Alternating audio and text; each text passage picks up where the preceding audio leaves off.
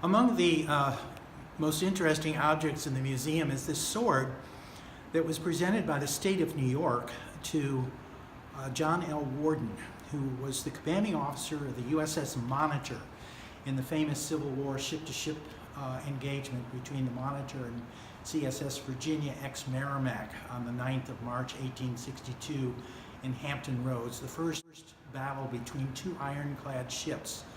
No one actually won that battle. It was a draw, but when it was over with, every navy in the world was obsolete, and everybody had to start building new naval ships. This sword has a fascinating story.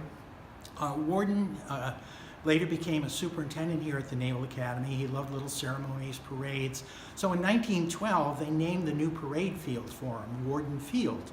And his son and grandson came down from New York, and they presented to the Naval Academy at that time this beautiful presentation sword given by his home state for the battle and the Civil War. And the sword was put on exhibit in Memorial Hall here at the Naval Academy under a portrait of Worden showing him wearing the sword.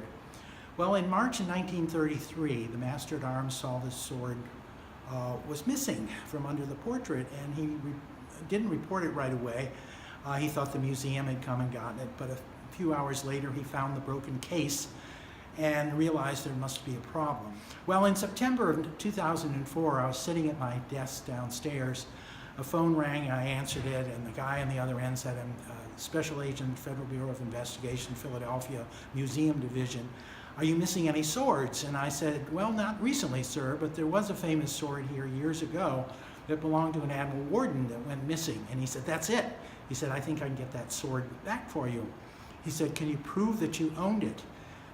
And I said, well, I didn't throw out the old records when we put everything into computers. So I was able to Xerox that and some correspondence. I sent it to him, and a month later he called me back and said, guess what walked into my office today? Your sword. He said, and when I bring it back, all I want is a crab cake for lunch. He said, I'm originally from Maryland and I love crab cakes. I said, mister, you bring that sword back, you got your crab cake.